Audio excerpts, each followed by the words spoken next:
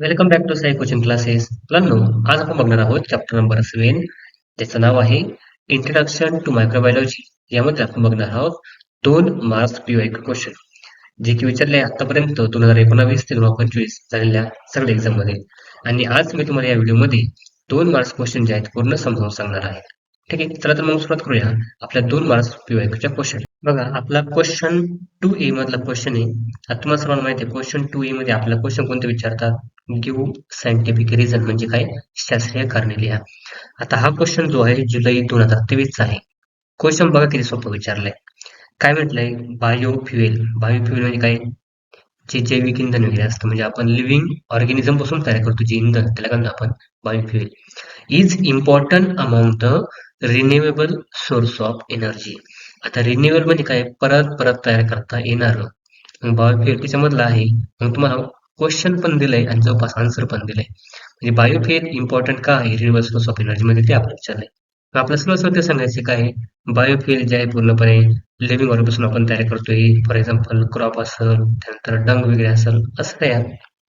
पण बघा, पहिलं आन्सर काय बघा. क्वेश्चन दिला तुम्हाला, पहिलेच आन्सर लिहायचं. Biofuel are renewable and obtain from the biomass. Biomass म्हणजे काय? लिव्हिंग ऑर्गॅनिझम जे आहे त्याचं जे मास फीड आहे त्या मास पासून बनवतो. मग फॉर एक्झाम्पल काय म्हणतो तुम्हाला? Crop residue. क्रॉप रेसिड्यू म्हणजे काय? आपले जे पीक आहे, पिकांचा उरलेला जो भाग जो आहे त्याला काय म्हणतो आपण? Crop residue. त्यानंतर डंग. डंग म्हणजे कोणतं? शेण आहे. व्हेजिटेबल ऑइल आहे, म्हणजे पालेभाज्यांचे तेल वगैरे आहे. अल्कोहोल आहे आणि गोबर गॅस आहे. आता हे काय? पूर्णपणे बायोफ्युएल्स आहे. म्हणजे काही लिव्हिंग ऑर्गॅनिझम तयार केले आपण. बघा, आता हे काय मग अवेलेबल आहे पूर्णपणे सॉलिड फॉर्म मध्ये, लिक्विड फॉर्म मध्ये आणि गॅसेस फॉर्म मध्ये. म्हणजे आपलं जे बायोफ्युएल आहे ते आपल्याला स्थायू, द्रव आणि वायू या तिन्ही पण अवस्थेमध्ये अवेलेबल आहे. कोणकोणतं? जे वर दिलेलं आहे तेच. आणि हे एन्व्हायरमेंट फ्रेंडली आहे. म्हणजे कोणतं? बायोफ्युएल जे आपलं आहे त्याला एन्व्हायरमेंटला या फ्युएल पासून कोणताही धोका नाही. मग कोणतं? क्लिअर फ्युएल्स आहे तुम्हाला म्हटलं. Ethanol is a smokeless fuel आहे.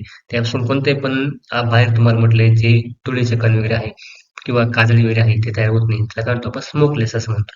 ठीक आहे. Produce by the microbial process. Microbial process पासून तयार होतं. कोणतं? तुम्हाला एक्झाम्पल देईल मग. इथेनॉल आहे. आपण कशापासून तयार करतो? सॅक्रोमायसिस सेरिव्हिसिया इस्ट पासून. आता हे सॅक्रोमायसिस काय आपल्याकडं? ईस्ट आहे. ठीक आहे, या ईस्ट पासून आपण तयार करतो फर्मेंटेशन. त्यामुळे आपण त्याचा डिकम्पोज इझिली करू शकतो आणि ते कसं आहे? अनअरेबिकली रेस्पिरेशन करतंय आणि आपल्याला मिळून देतंय. आणि लास्ट कोणतं? Easily available in abundant. Abundant म्हणजे काय? भरपूर मोठ्या प्रमाणामध्ये उपलब्ध आहे. ठीक आहे, त्यामुळे आपण ते फ्युचर जनरेशन मध्ये परत परत परत परत वापरू शकतो. त्यामुळे बायोफ्युएल काय आहे? आपल्याकडे important renewable source of energy आहे. मग 2-3 पॉईंट सांगा तुम्ही कोणतं? बायोफ्युएल रिन्युएबल आहे कारण का ते बायोमास पासून तयार होतं. मग तुम्ही क्रॉप रेसिड्यू सांगा, डंग सांगा, व्हेजिटेबल ऑइल, अल्कोहोल, गोबर एक्सेट्रा. सॉलिड लिक्विड गॅसेस तिन्ही फॉर्म मध्ये अवेलेबल आहे. एन्व्हायरमेंटली फ्रेंडली आहे आणि कोणतं? इझिली अवेलेबल आहे अबंडंट मध्ये. हे 3 कारण लिहायचे प्रॉपर, तरी पण तुम्हाला इथे 2 मार्क्स कम्प्लिटली भेटून जातील. ठीक आहे, आणि हे तुम्हाला तुमच्या मनाने लिहायचे. ठीक आहे. आता मी तुम्हाला ब्रॅकेट करून दिलं, हे तुम्ही लिहिलं काय नाही लिहिलं काही फरक पडू शकत नाही. पण तुम्हाला समजण्यासाठी मी तुम्हाला जास्तीत जास्त पॉईंट टाकले आणि तुम्हाला याच्यावरून तुमच्या मनाने जवळपास 4 पॉईंट जे आहेत ते 4 पॉईंट करून लिहायचे तुम्हाला. ठीक आहे, आलं लक्षात? चला पुढचा क्वेश्चन बघूयात आपण. पुढचा क्वेश्चन आहे आपल्याला. क्वेश्चन मध्ये काय म्हटलं बघा. Microbial enzyme. Microbial enzyme are use instead म्हणजे काय? त्याऐवजी. कशाऐवजी मग? केमिकल कॅटलिस्ट ऐवजी. क्वेश्चन समजून घ्या. Microbial enzyme are use in instead of chemical enzyme in a chemical industry. म्हणजे केमिकल इंडस्ट्रीमध्ये आपण मायक्रोबियल एन्झाईमचा वापर करतोय कशा बदल्यात? केमिकल कॅटलिस्टच्या बदल्यात. असं का? ठीक आहे, कारण त्याचं काम सोपं आहे. कारण केमिकल इंडस्ट्रीमध्ये आपण जर केमिकल कॅटलिस्ट वापरले त्यांचे घातक परिणाम सुद्धा होऊ शकतात. त्यामुळे मायक्रोबियल एन्झाईम जर वापरले आपण त्याचा कोणताही धोका वगैरे आपल्याला नाही. मग बघू त्याचा आन्सर. का पूर्णपणे मायक्रोबियल एन्झाईम वापरायचे? मायक्रोब्स का वापरायचे जे लिव्हिंग ऑर्गॅनिझम तयार होतात? बघा, पहिल्याचं कारण काय आहे? Work at low temperature. म्हणजे मायक्रोबियल एन्झाईम जे आहेत कोणतं? लो टेम्परेचर, कमी तापमानावरती काम करू शकतात. कमी पीएच वरती आणि कमी प्रेशर वरती काम करू शकतात. त्यामुळे काय होतं? एनर्जी सेव्ह होऊ शकते. त्यामुळे म्हटले इथं work at low temperature, pH and pressure. त्यामुळे काय होतं? एनर्जी सेव्ह होते. हाय स्पेसिफिक ऍक्शन. आता त्यांना म्हटलंय हायली स्पेसिफिक ऍक्शन म्हणजे काय? कोणता? ते स्पेसिफिक ऍक्शन वरती, स्पेसिफिक पदार्थावरती काम करतात. त्यामुळे फेवर अनवॉन्टेड म्हणजे काय? कमीत कमी निरूपिक पदार्थ जे आहेत by product purification cost reduce. म्हणजे हे जे हायली स्पेसिफिक काम केल्यामुळे यांनी काय होतं, प्युरिफिकेशन कॉस्ट जे आहेत म्हणजे आपल्याला जो पदार्थ आहे तो पदार्थ पूर्णपणे प्युरिफाय करायला, त्याला पूर्णपणे शुद्ध करायला काय लागते, कॉस्ट कमी लागते, पैसा कमी लागतो. ठीक आहे. इको फ्रेंडली आहे मायक्रोवेल एन्झाईम. म्हणजे काय, लेस वेस्ट फॉर्मेशन एन्व्हायरमेंट सेफ. म्हणजे लेस कमीत कमी काय वेस्ट जे आहे पूर्णपणे कचरा जो आहे तो असं काढतात. आणि एन्व्हायरमेंट सेफ पण आहे. एन्व्हायरमेंटला काही कोणताही धोका होईल नाही. त्यामुळे एन्झाईम कॅन बी रियूज. आणि हे जे एन्झाईम आहे परत परत विकर जे आहेत आपण परत परत वापरू शकतो. म्हणजे इकॉनॉमिकल कॉस्ट जी आहे ती पण आपली वाचली, पैसे वाचले. त्यामुळे दुसरा पॉईंट कोणता आहे, नो करोजन ऑफ इन्स्ट्रुमेंट. इन्स्ट्रुमेंटचं कोणतंही करोजन होत नाही. कोणतं, इरोजन प्रूफ इक्विपमेंट. म्हणजे ज्या इक्विपमेंटचं इरोजन होत नाही, ते होत पण असेल अशी जरी वापरली तरी याला काही अडचणी येत नाही. आता कुठे कुठे वापरतो मग, डिटर्जंट आहे पूर्णपणे, चीज आहे, टेक्सटाईल आहे, लेदर आहे. आता चीज म्हणजे कोणतं, आपण खाण्याचे पदार्थ वगैरे, डिटर्जंट कोणतं, कपडे धुण्याचे वगैरे साबण वगैरे आहे, किंवा सोप वगैरे आहे. परत कोणतं ते डिटर्जंट वगैरे ह्याच्यामध्ये वापरतो आपण. टेक्सटाईल आहे, कपडे वगैरे आहे, लेदर इंडस्ट्री आहे, पेपर इंडस्ट्रीमध्ये आपण वापरतो. पण तुम्हाला फक्त हे एक्झाम्पल आहे यांचे, डिटर्जंट आहे, चीज आहे, टेक्सटाईल आहे. पण तुम्हाला यायचं काय, फक्त मायक्रोबियल एन्झाईम का वापरतो केमिकल कॅटलिस्टच्या बदल्यात, त्याचे हे फायदे. कोणतं, कमी टेम्परेचरवर काम करतं, कमी pH वर काम करतं, कमी प्रेशरवर काम करतं. त्यामुळे काय होते, एनर्जी सेव्ह होते. आता हाय स्पेसिफिक ऍक्शन आहे कोणतं, कमीत कमी पदार्थ जे आहेत कोणते, निरुपयोगी पदार्थ जे आहेत म्हणजे बाय प्रोडक्ट जे आहेत त्याचे कचरा जो आहे ते आपण, कचरा इथं स्पेसिफिक कचरा काढतो त्यामुळे आपल्याला प्रोडक्ट येते. त्यात इको फ्रेंडली आहे. इको फ्रेंडली म्हणजे कमीत कमी कॉस्ट मध्ये काम करते आणि एन्व्हायरमेंटला धोका परिचय काही नाही. ठीक आहे. एन्झाईम रियूज करू शकतो आपण, परत परत वापरू शकतो. आणि हे काय करत नाही, करोजन वगैरे करत नाही. त्यामुळे आपल्याला प्रोडक्ट कोणता, मायक्रोवेल एन्झाईम. पुढचा क्वेश्चन बघूयात आपण. बघा पुढचा क्वेश्चन आहे आपला, complete the following conceptual picture जे आहे. आता तुम्हाला इथे काय म्हटलं बघा, सिवेज आफ्टर प्रोसेसिंग. सिवेज म्हणजे काय रे, सांडपाणी जे आहेत. आता सांडपाणी म्हणजे काय, जे खराब पाणी आहे. कोणतं, खराब पाणी. खराब पाणी. खराब पाण्याचा नंतर काय उपयोग होऊ शकतो, कोणता, जेव्हा प्रोसेस केला तर आपण त्याच्यावर ट्रीटमेंट केली. ठीक आहे, प्रोसेसिंग केली. मग तुम्हाला म्हटले बायोफ्युएलसाठी आपण वापरू शकतो ते पाणी. त्यानंतर सिवेज ट्रीटमेंट ऑलरेडी आपण केली त्या पाण्याला. ठीक आहे. त्यानंतर लँड फिलिंग तुम्हाला म्हटलं, लँड फिलिंग म्हणजे काय, जमिनीमध्ये खड्डा करायचा आणि जमिनीमध्ये पूर्णपणे मध्ये आपण खड्डा करून काय करू शकतो, त्या पाण्याला आपण बायो बायो रेमिडिएशन म्हणून वापरू शकतो. रेमिडिएशन म्हणून आपण वापरू शकतो, लक्षात ठेवायचं. आणि मायक्रोबियल इनफ्लुएंट आहे म्हणजे आपण कोणतं, खत बनवण्यासाठी, कशासाठी, खत बनविण्यासाठी आपण त्याचा वापर करू शकतो, लक्षात ठेवायचं. ठीक आहे. आता याच्यावर तुम्हाला बायोफिल जे आहेत, आपण बायोफिल झालं, लँडफिलिंग झालं, मायक्रोबियल इनफ्लुएंट झालं, तुम्ही याच्याऐवजी ऑप्शन जो आहे कोणतं, इथं मॅन्युअर असं लिहा. मॅन्युअर्स, खत जे आहेत आपण खत बनवू शकतो. ठीक आहे, मॅन्युअर्स. खत बनवण्यासाठी लागणार जे बॅक्टेरिया आहेत त्या बॅक्टेरियाचा आपण इथं इनफ्लुएंट करू शकतो. आता या खत बनवण्यासाठी बॅक्टेरिया म्हणजे कोणतं, मायक्रोबियल इनफ्लुएंट झालं. ठीक आहे. मॅन्युअर झालं पूर्णपणे आपण ते गार्डनसाठी वापरू शकतो. हे तुम्हाला ऑप्शन कोणतं आहे, गार्डन आहे, मॅन्युअर आहे. आपण ते परत फार्मिंगसाठी पण वापरू शकतो. आपलं हे ऑप्शन वगैरे आहे, गार्डनिंग, फार्मिंग आणि मॅन्युअल्स जे आहेत. तुम्हाला जे पण स्वेज वॉटर प्रोसेसिंग केलं तर जिथं पण वापरतील तिथं पण आपण वापरू शकतो. फक्त आपण ते पिण्यासाठी वापरत नाही, बाकी कोणत्या प्रत्येक गोष्टी आपण ते वापरू शकतो. हे त्याचा आन्सर झालं. हा क्वेश्चन केव्हाचा आहे, मार्च 2024 आहे. बघा पुढचं क्वेश्चन काय आहे, कम्प्लीट द फॉलोइंग टेबल. आता या टेबलमध्ये टू मार्क्स क्वेश्चन आहे. आता हा क्वेश्चन 2B मधला क्वेश्चन आहे. ठीक आहे. आता कम्प्लीट द टेबल म्हटले इथे बघा, मॅक्रोज तुम्हाला दिलेले काही, त्यांची ते कोणते बेवरेज तयार करतात. बेवरेज म्हणजे काय, पेय पदार्थ, पिण्यायोग्य जे पदार्थ आहे ते पदार्थ कोण तयार करतात. जसे की कॉफी आहे, कोका नावाचा पदार्थ आहे, वाईन आहे आणि सायडर आहे. आता बघा तुम्हाला मायक्रोब्स दिलेले आणि ते कोणते पदार्थ तयार करतात ते तुम्हाला विचारले. आता बघा लॅक्टोबॅसिलस ब्रेव्हिज जे आहेत हे बनवतं, कॉफी बनवतं. आता ही मायक्रोब्स आहे. त्यानंतर कॅन्डिडा, हॅन्सनुला, पिसिया, सॅक्रोमायसिस हे काय बनवतं, कोका बनवतं. त्यानंतर सॅक्रोमायसिस सेर्व्हिस आहे, इस्ट इस्ट काय बनवते, वाईन बनवते.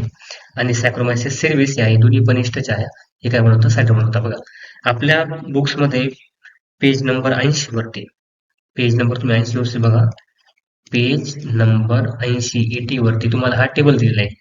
कोणता कॉफी अरेबिका का बनवतं, कॉफी बनवतं, त्यानंतर थर्मोपाक कोका काय बनवतो, पूर्णपणे कोका बनवतात. तुम्हाला याच्यामध्ये काय दिले, मायक्रोब्स दिलेले आणि आपण विचारलं कोणतं, नेम ऑफ बिवरेजेस विचारले.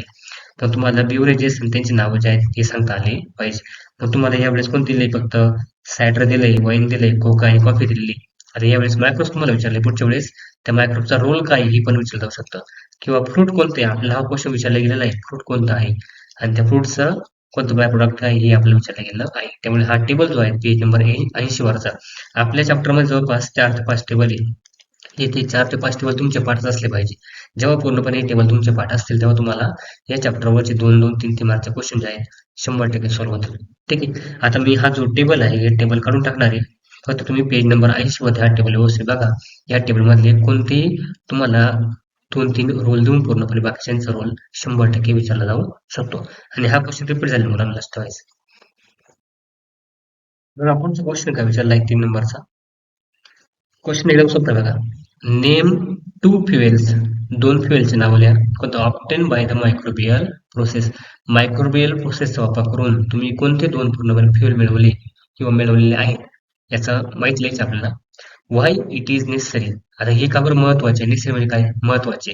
To increase the use of such fuel, ह्या फ्युएलचा म्हणजे ह्या इंधनांचा वापर करणं का गरजेचं आहे किंवा इन्क्रीज करणं, वाढवणं का गरजेचं आहे. म्हणजे अशा दोन फ्युएलचे पण नाव सांगा, इंधनाचे नाव सांगा, ते मायक्रोवेल प्रोसेस पासून बनवले आणि अशा फ्युएलचे पूर्णपणे प्रोडक्शन इन्क्रीज करणं, क्वांटिटी वाढवणं का गरजेचे आहे.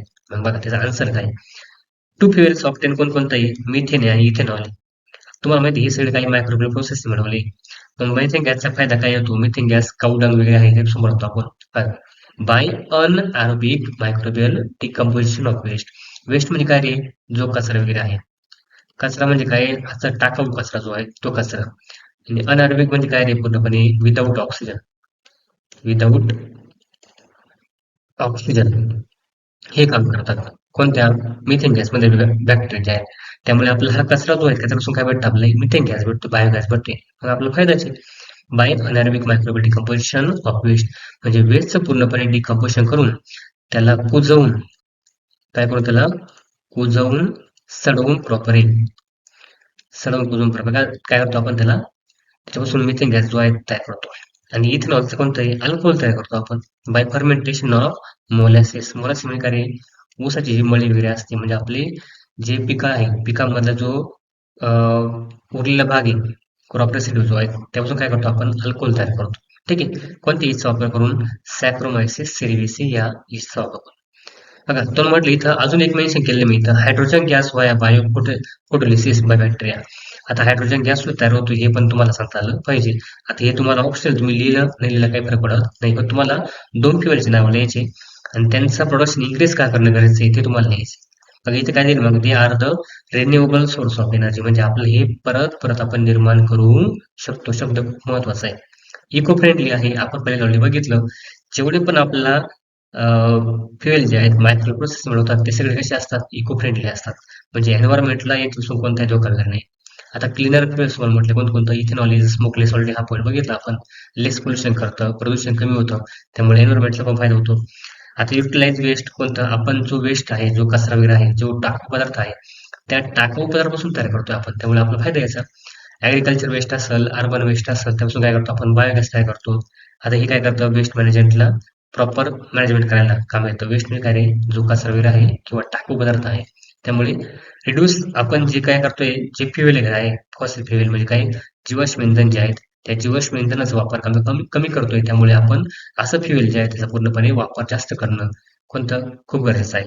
त्यामुळे आपण रॉनेबल रिसोर्सेस आहे, जे आपण पेट्रोल आहे, कोणतं आहे, पेट्रोल असेल, त्यानंतर डिझेल असेल, त्यानंतर केरोसिन वगैरे आहे, असे पदार्थ काय होतं, एकदा संपून गेले परत आपण ते बनवू शकत नाही. त्यामुळे आपण जे बनवता येणार आहे, जे पूर्णपणे रिन्युएबल आहे, असे पूर्णपणे पदार्थ तयार करणं गरजेचं आहे. म्हणजे कोणतेही फ्युएल तयार करणं गरजेचं आहे.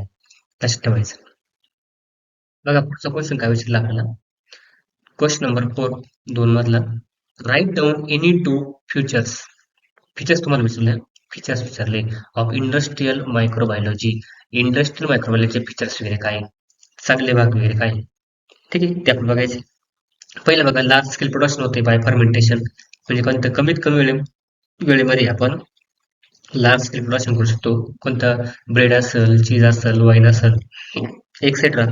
बघा एन्झाईम, न्यूट्रिएंट म्हटलंय, मेडिसिन्स आहे, रॉ मटेरियल आहे, फॉर केमिकल वापरून बनवते. मग एखाद्या लार्ज स्केलवरती आपण कोणते पदार्थ बनवू शकतो? मग तुम्हाला एक्झाम्पल दिले, ब्रेड असेल, चीज असेल, वाईन असेल, एन्झाईम म्हणजे विकार वगैरे असेल, न्यूट्रिएंट्स वगैरे असेल, त्यानंतर मेडिसिन्स वगैरे आहे, गोळ्या औषध वगैरे आहे, रॉ मटेरियल्स वगैरे असेल आपण बनवू शकतो.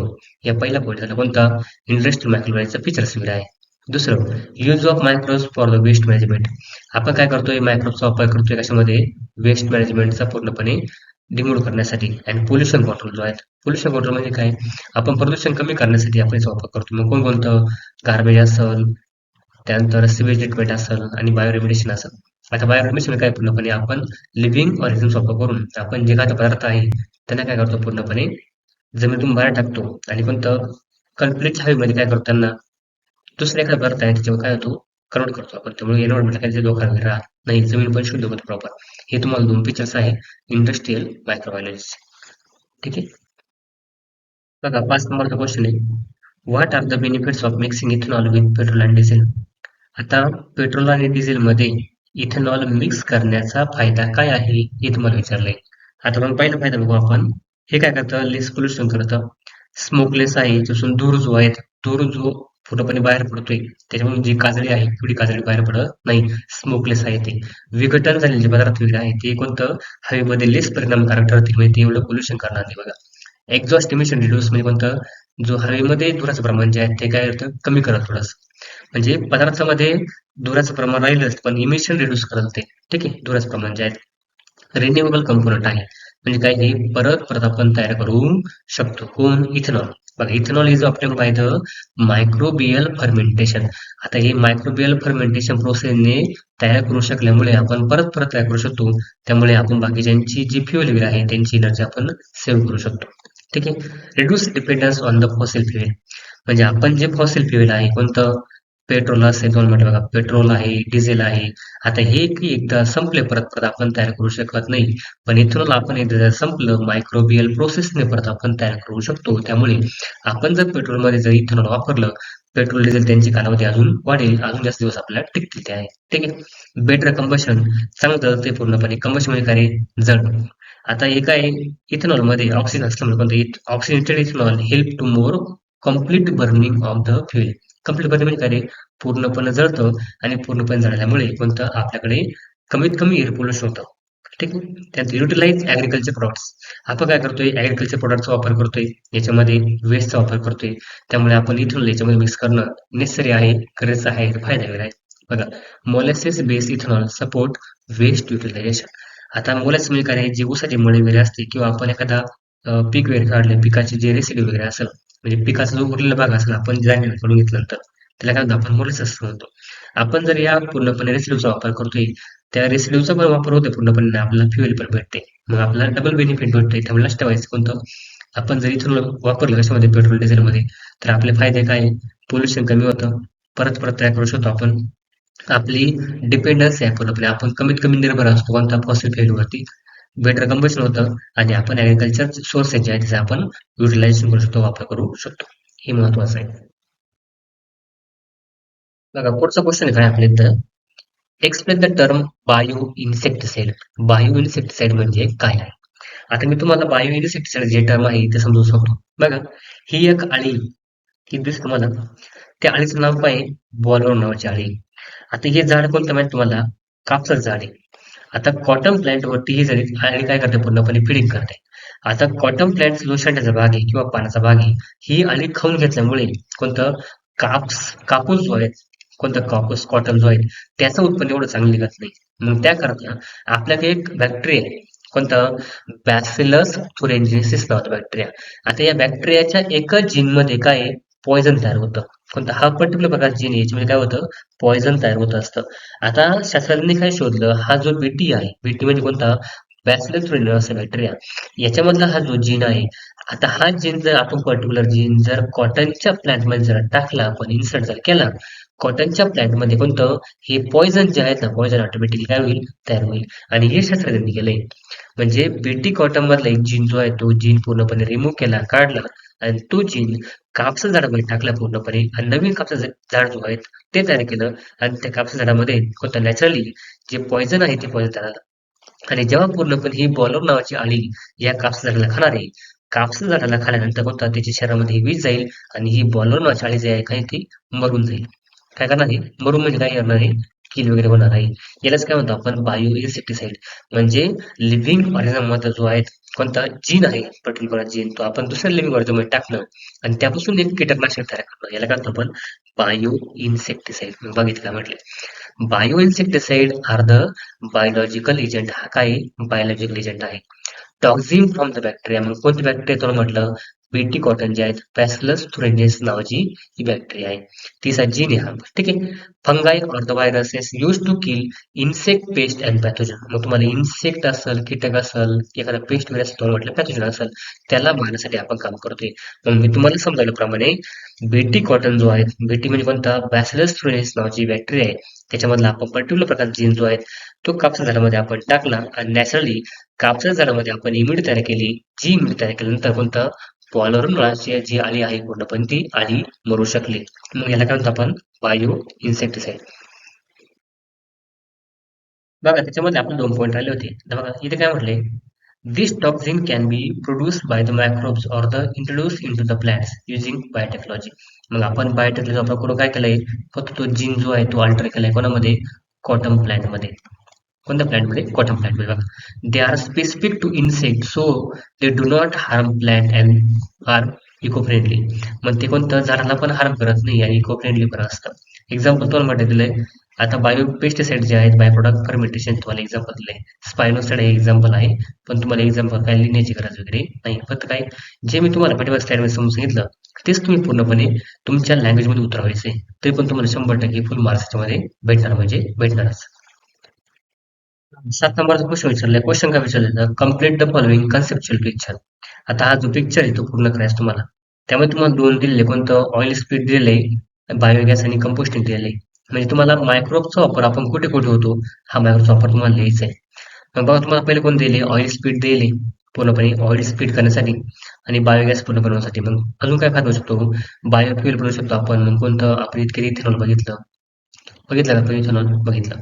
सीबीएस ट्रीटमेंट काय, पूर्णपणे आपण जे सांडपाणी, सांडपाणी म्हणजे काय रे, जे खराब पाणी वगैरे आहे, कोणतं पाणी, खराब पाणी, या खराब पाण्यावरती ट्रीटमेंट करण्यासाठी कसं वापर करतोय, मायक्रोबचा. लँड फिलिंग आहे. लँड फिलिंग म्हणजे काय, आपण जमिनीमध्ये त्याला काढू शकतो, जमिनीमध्ये त्या पाण्याचा आपण निचरा करू शकतो. ठीक आहे. म्हणजे थोडं काय करायचं, जमिनीमध्ये खड्डे खोदायचं आणि खड्डे खणले त्याच्यामध्ये काय टाकायचं, पाणी वगैरे टाकायचं, त्याला आपण लँड फिलिंग असं म्हणतो. मायक्रोबियल इनॉक्युलंट आपण म्हणू शकतो. म्हणजे मायक्रोचा वापर काय करतो आपण, मायक्रोबियल इनॉक्युलंट तयार करतो. म्हणजे असेच जर मायक्रोबा कुठे वापरले त्या पाण्याला काय करतील, ते शुद्ध प्रॉपर करतील असं तुम्हाला म्हटलंय. ठीक आहे. हे त्याचे फायदे. मग तुम्हाला हा अर्धा मार्कला आहे, एकूण हा पण हाफ मार्कला आहे, हा हाफ मार्कला आहे, हा हाफ मार्क म्हणजे हाफ मार्क तुम्हाला एक लिहायचं आहे. ठीक आहे. बाकी तुम्हाला एक्सप्लेन नाही करायचं बाई, तर तुम्हाला काय कन्सेप्ट चार्ट जो आहे तो पूर्ण करायचा आहे. बघा आपला क्वेश्चन नंबर 8 आहे. आता क्वेश्चन नंबर 8 मध्ये काय म्हटलंय, कम्प्लीट द फॉलोइंग टेबल. हा जो टेबल आहे तो पूर्ण करायचा आहे. आता तुम्हाला हे जे दिलंय ह्या काय होतं, ब्लँक जागा होत्या. आता या ब्लँक जागा मी इथे टाकल्या आहे, पण हे त्याचा आन्सर आहे. बघा तुम्हाला दिलाय सोर्स, म्हणजे काय सोर्स म्हणजे काय रे, तुम्हाला एखादा पदार्थ जो तयार करतोय आपण, तो पदार्थ कुठून आलाय, कशापासून बनलाय, त्याला आपण सोर्स म्हणतो. मायक्रोब्स, कोणत्या मायक्रोब्स यामध्ये वापर केलाय आणि त्यापासून कोणतं अॅमिनो ऍसिड बनलंय हे लक्षात ठेवायचं. आता इथं शुगर, मोलॅसेस आणि सल्टपासून काय बनलंय, पूर्ण बायकोचा वापर केला, ऍस्परजिलस नायगरचा वापर करून आपण सायट्रिक ऍसिड तयार केलंय.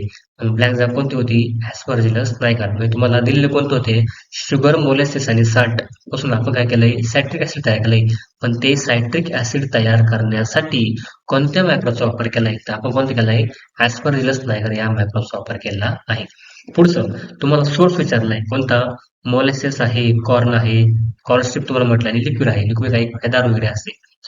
कशा कोणत्या प्रकारचा वापर केलाय, लॅक्टोबॅसिलस दरवेळी या बॅटचा वापर केला मायक्रोबचा. काय म्हणते त्यापासून लॅक्टिक ऍसिड तयार झालं. आता लॅक्टिक ऍसिड कशामध्ये प्रमाण असते, दुधामध्ये वगैरे असतात लॅक्टिक ऍसिड लास्टवाईज. त्यानंतर कॉर्न स्ट्रिप लिक्विड वगैरे आहे. ऍस्पर्जिलस नायगरचा इटाकुनिस नावाचं जे मायक्रोबचा ते वापर केलाय. आणि इथं अॅमिनो कोण तयार केलं, इटाकुनिक ऍसिड जे आहे बघा, इथं इटाकुनियस पासून काय झालं, इटाकुनिक ऍसिड तयार झालं. त्यामुळे हे तुम्हाला लिहिता येणं खूप सोपं होतं. आता हे तुम्हाला लॅक्टिक ऍसिड जो आहे लॅक्टोबॅसिलस वरून तुम्हाला हे नाव लक्षात यायला पाहिजे होतं, कोणतं, लॅक्टिक ऍसिड. आणि तुम्हाला ऍस्परजिलस नायगर जे आहेत, आता याचा आणि सायट्रिक ऍसिडचा काही संबंध नव्हता एवढा, त्यामुळे हे नाव तुम्हाला पाठ करण्याची. पण याच तुम्ही लिंक लावू शकता, कोणतं, लॅक्टोबॅसिलस पासून लॅक्टिक ऍसिड, इटाकोनिस पासून इटाकोनिक ऍसिड वगैरे आहे, हे तुम्हाला सांगणं महत्वाचं आहे. आता तुमच्या बुकमध्ये कोणता पेज नंबर 81 वरती हा टेबल दिलेला आहे. आता यावेळेस आपल्याला किती विचारले, एकूण 1 2 3 विचारले. बाकी जो रिमेनिंग पार्ट आहे तो आपल्याला विचारला जाऊ शकतो. पुढच्या वेळेस कोणता हा पार्ट देणार नाही, हा पार्ट येथील तुम्हाला हे विचारलं आहे. ठीक आहे, कोणते पण 2 3 जागा ज्या आहेत, ब्लँक स्पॉट जे आहेत, तुम्हाला 100% विचारले जातील. तुम्ही चॅनलला नवीन असाल तर सबस्क्राईब करा, व्हिडिओ लाईक करा, व्हिडिओ जास्तीत जास्त शेअर करा. आणि तुम्हाला कोणता डाऊट वगैरे असेल या चॅप्टरमध्ये तर मला कमेंटमध्ये नक्की सांगा. भेटूयात पुढच्या व्हिडिओमध्ये.